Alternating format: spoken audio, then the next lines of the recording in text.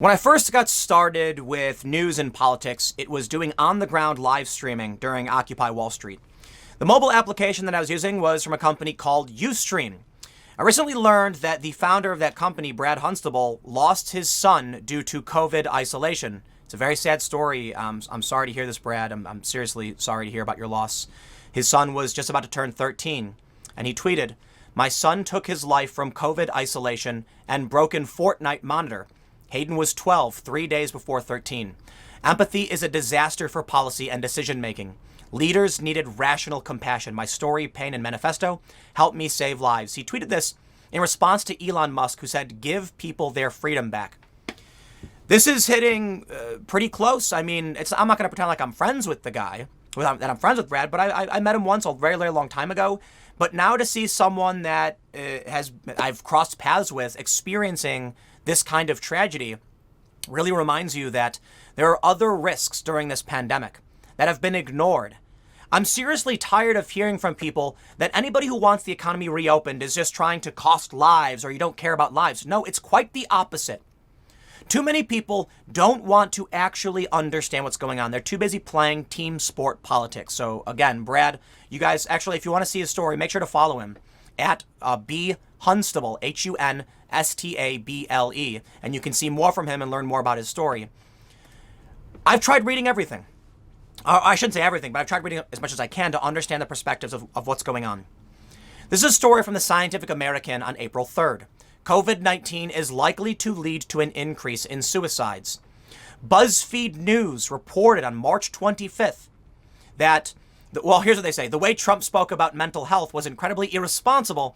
Here's how people in support groups are caring for themselves. Thank you for that, BuzzFeed. But I do highlight this because there is a serious concern over mental health issues. As much as even BuzzFeed wants to go, frame it against the president, the reality is, if we don't take this seriously, if we don't try to understand the problem, more people, we risk losing more people. I went and did a Google search for quarantine and suicide after I saw the story from Brad. And sure enough, there's a lot. So the question becomes, if one person takes their life due to mental health issues amid this isolation and lockdown, have we gone too far? The argument we often see is, if the lockdown saves one life, isn't it worth it? But these people don't seem to understand the full scale of what they're asking for. Right now, we can see the data is in. This is a story from April 22nd. Stop the panic and end the total isolation. The UN has warned that 130 more million people face starvation. Ending the lockdown isn't just because some redneck wants a haircut. That's extremely reductive. And I guess because people just want to hate on the president, they keep advocating for things they don't quite understand. And now we can see its truly devastating impact. I'm not going to pretend that we know everything about why people take their lives, but these stories are serious and they keep happening. I mean, I can just show you some and then I'll read you this next story. A Melbourne man in his hotel. I can only imagine being trapped in a hotel room is nightmarish. And I'm terrified that, these things are happening.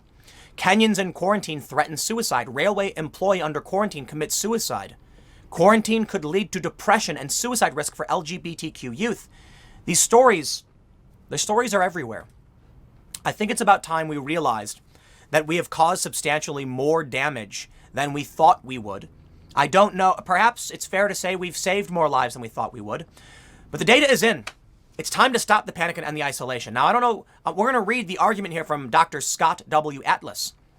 But I think when you see these tragedies surrounding other people from suicide and mental health issues, there's another really good argument why we need to end this now. But here's what they write for The Hill. The tragedy of the COVID-19 pandemic appears to be entering the containment phase. Tens of thousands of Americans have died, and Americans are now desperate for sensible policymakers who have the courage to ignore the panic and rely on facts. Leaders must examine accumulated data to see what has actually happened, rather than keep emphasizing hypothetical projections. Combine that empirical evidence with fundamental principles of biology established for decades, and then thoughtfully restore the country to function. 5 key facts are being ignored by those calling for continuing the near total lockdown. Fact 1. The overwhelming majority of people do not have any significant risk of dying from COVID-19. And we'll come back to these. Fact 2. Protecting older at-risk people eliminates hospital overcrowding. Fact 3.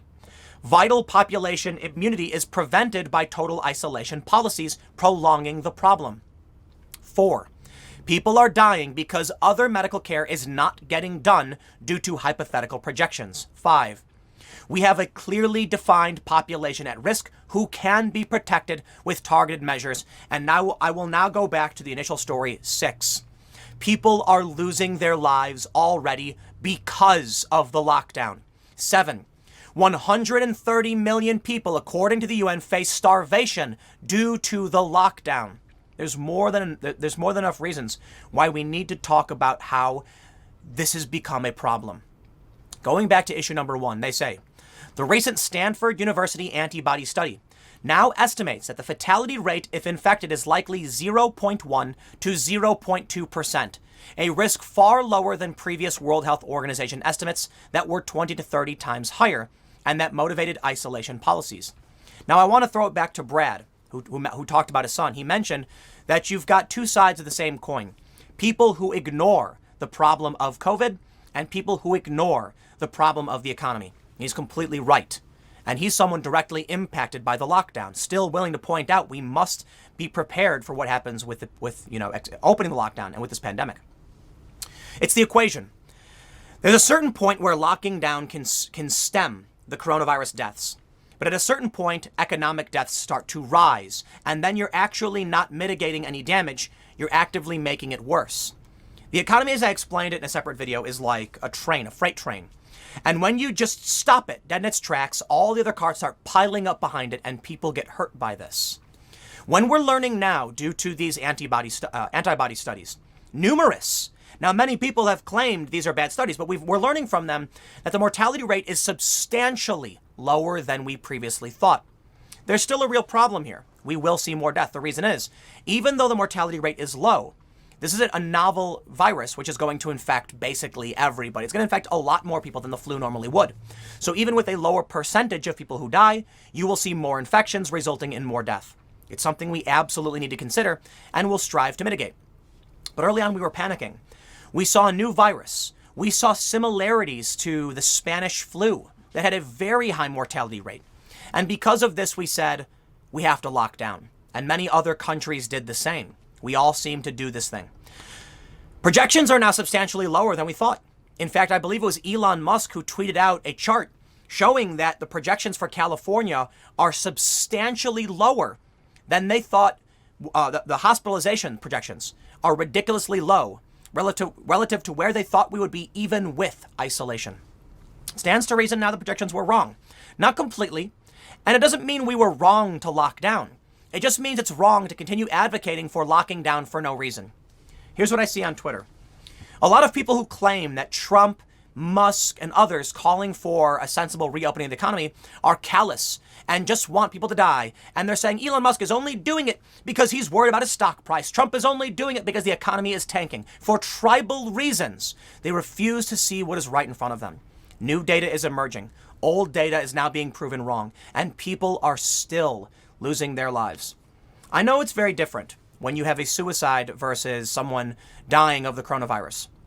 Some have pointed out it's an issue of you getting someone else sick and them losing their life versus you taking your own life. But I'm going to look at this even in that regard and say we're at a point now where we're learning it's not as bad as we thought.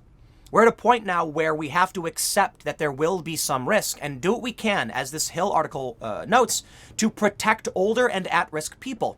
And it won't be too difficult to do so. Does this mean we may see more coronavirus deaths? It does, absolutely. But you can't justify the lives lost to mental health issues and suicide and economic damage, and you can't justify the starvation.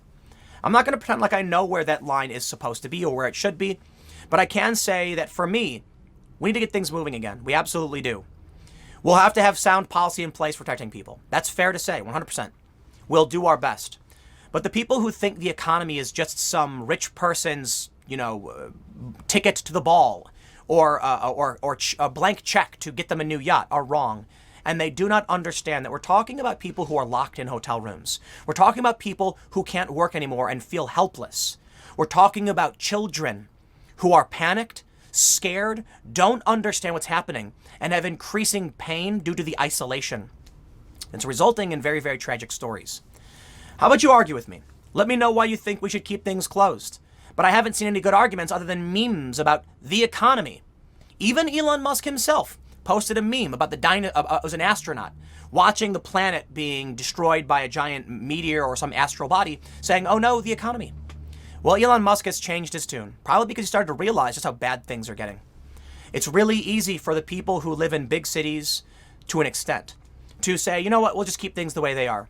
They have their friends, even though they're locked in their cubicles. It's a lot harder for the people who have to make the products and make the food. Everybody has their own challenges, though, so I don't want to pretend like everybody's got it easy or bad. I just don't know for sure. But I do know that I'm seeing more and more tragic stories like this, and I hope you're paying attention. At a certain point, we have to make a hard choice. And I think that time has come and gone, and we need to move quickly now to reopen things. I'll leave it there. I got a couple more segments coming up for you in a few minutes, and I will see you all shortly.